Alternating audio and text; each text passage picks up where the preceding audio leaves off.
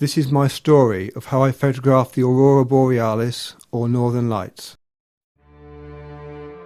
In March 2014 we embarked on a holiday aboard the Hurtigruten, which is a daily coastal shipping service carrying locals, tourists, cars and freight up the Atlantic Norwegian coast and back. It stops at each port and community to drop off and pick up. Sometimes the stops are longer for sightseeing excursions. We booked from the starting point Bergen for a trip up to the Russian border at Kirkenes and back, a 12-day round trip.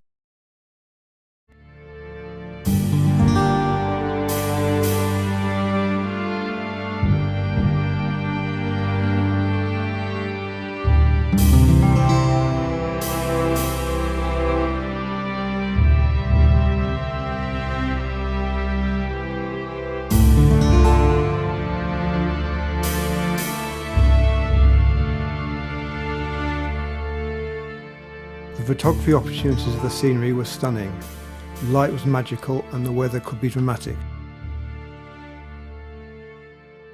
Some research into the science and the practicalities of photography would pay off. I packed a tripod, interval timer and a very wide-angle lens in case the opportunities arose. The story of an aurora starts at the sun. Solar and sunspot activity is periodic on an 11-year cycle, so my next chance could be 2024. On the sun's surface there are sunspots, and occasionally these erupt, throwing out a stream of charged particles into space.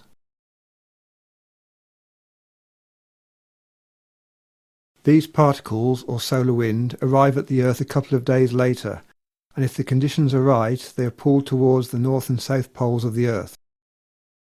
As they strike the upper atmosphere, they excite the oxygen and nitrogen molecules which glow. This is the aurora. The aurora glow is very faint, and photographically it will be a challenge. We will need some luck, and nothing is guaranteed with an aurora sighting. Scientists who study the sun, the solar wind and the aurora have developed techniques to predict the activity. They can forecast when it is likely to be the strongest. The KP index is published to help observers. The higher the KP index, the stronger and further south it should be visible. The predictions are published on numerous websites. By observing solar activity, a 2-day prediction is possible. Also, for about an hour beforehand, satellite observations measure the solar wind, and so a 1-hour forecast is very good. On the trip north, conditions were never right. Skies were cloudy and sometimes stormy. At our most northerly point, blue skies during the day were replaced with cloud at night. Still no aurora. On the 23rd of March, sunspot AR2014 ejected a solar flare. Then the prediction came in for the 25th of March, and the sky was clear.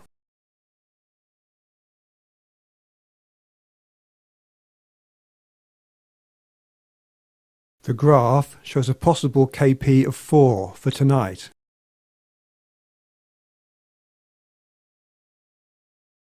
The chart shows that at KP of 4, auroras may be visible as far south as Bergen, and we are well to the north within the Arctic Circle.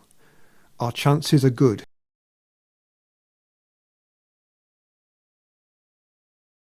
The aurora started as a glow on the horizon. I moved to the bow of the ship where it was darker.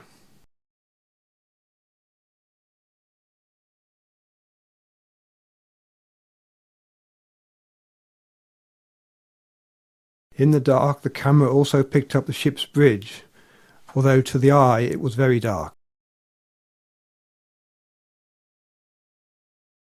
I settled on an exposure of 10 seconds f5.6, with the ISO set to 3200 on a full-frame camera. Some of the blur is because of the ship's motion, but with the ship's stabilisers and a very wide-angle lens, it is remarkably low.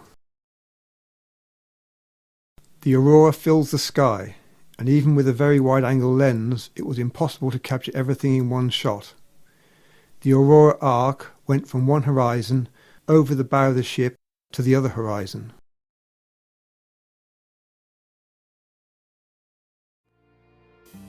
I have processed these images to bring out the colours because the human eye is only sensitive to monochrome at low light levels. Mostly the Aurora looks green.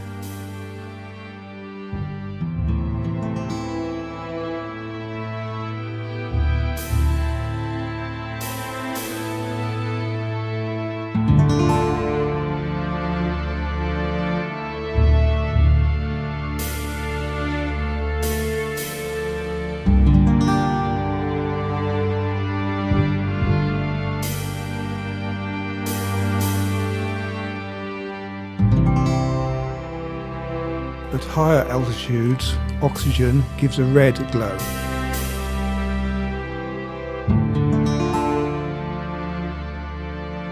The lower crimson colours are from nitrogen.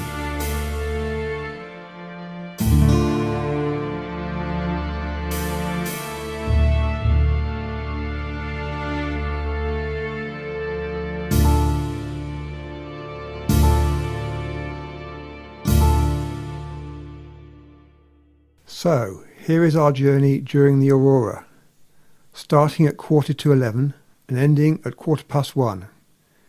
2.5 hours of a spectacular Aurora, an experience that I am unlikely to see again.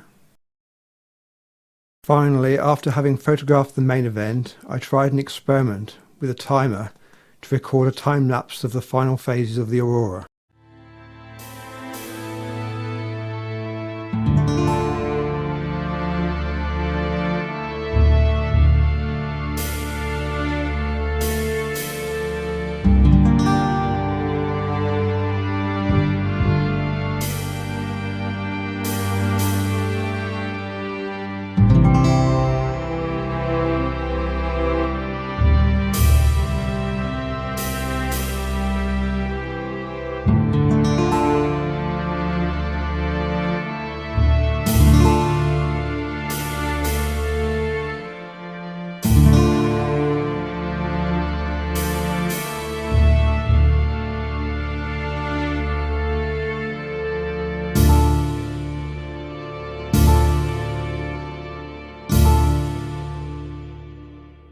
And so back to our cabin and to bed.